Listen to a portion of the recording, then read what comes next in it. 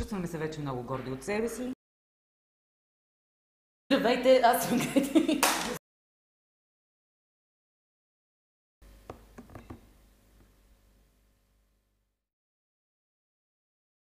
Здравейте. Чуете се какво? Какво? Ще правим сандвичи с месо. Подготвили сме си за тая цел агнешка плешка, след което ще направим трошил от червен лук, ще сложим малко либна, малко подправки и ще видим какво ще се случи. Така, започваме съществената част. Трябва да овкусим агнешката плешка преди да я сложим във фурната. За целта намазваме с зехтин, за да може след това подправките да полепнат хубаво. Едната ръка винаги суха, за да може ето да правим така. Това е затар, който сме купили от женския пазар.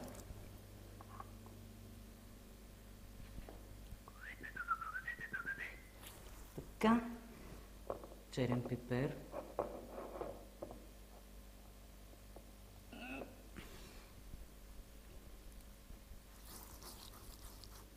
Месото много обича да го галят. И не само месото. Така, сол.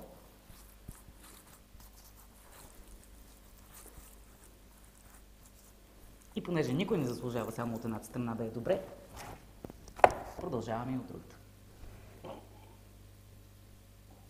Процесът е абсолютно същия. Зехтин. Не е върху тениската. И подправките.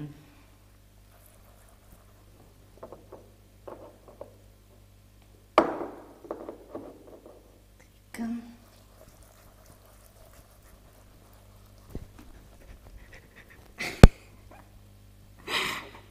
Както и да е. И за финал пак хубаво със сол. Още малко. Така.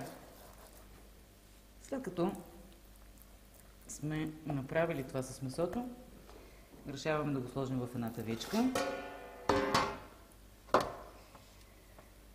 Хубаво е в случая да се сложи бульон, но в крайен случай може и вода. Ние сме крайен случай и слагаме вода.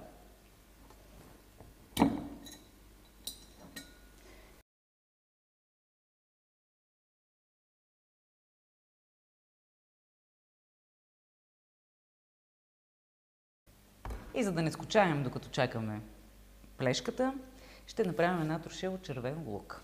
За целта ни трябва оцет, захар, дафинов лист, бахар, сол и червен лук.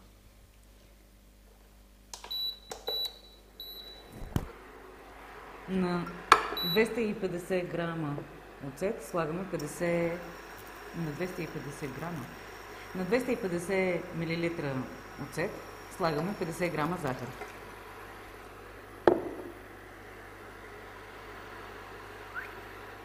Една лъжица сол, супена.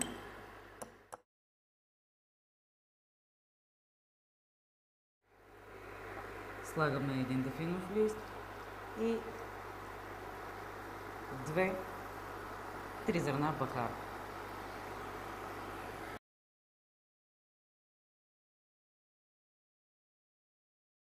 След като вече сме горди притежатели на агнешка плешка сготвена и на трошило от червен лук, вече можем да направим сандвича. С тази цел сме взели лаваш, хляб, тип питка.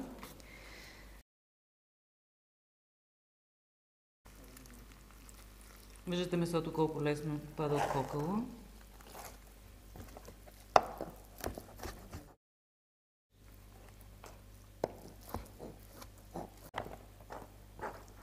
Така.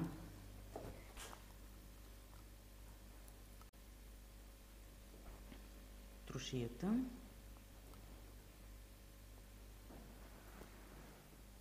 Това е либна. Това е като цедено кисело мляко в зехтин.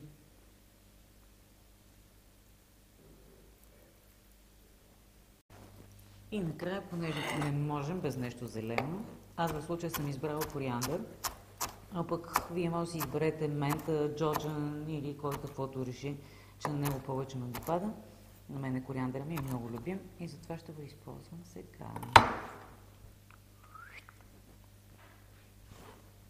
Остава ни само да го завием.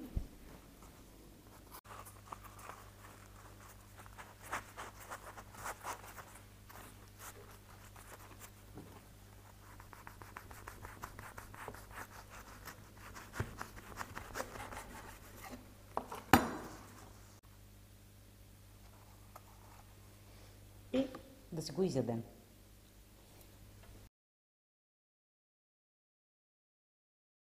Ще направим една интерпретация на добре познатия ви коктейл мохито. Ще заменим основната съставка, която е ром, с турска анасонова ракия, по-известна като раки, рака, зависи от региона. Първо ще намачкаме няколко листа свежа мента с малко сироп, захарен сироп с лимонена трева, който сме си приготвили в къщи. Той се прави, като използваме 2 части захар, 1 част вода и съответно на всеки литър 4 пръчки лимонена трева. Добре, ето така. Намачкваме ментата съвсем леко, колкото да си пусне аромата.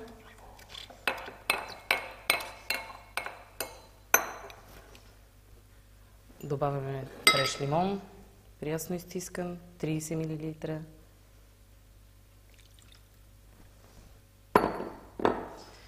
След това 50 мл раки. Малко сме поизпили, ама остана.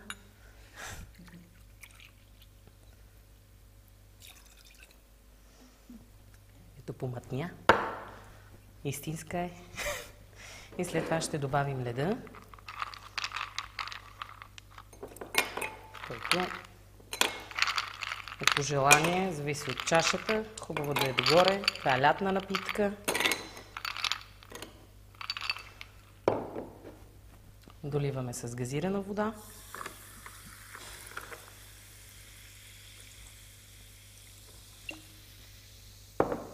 Разбъркваме.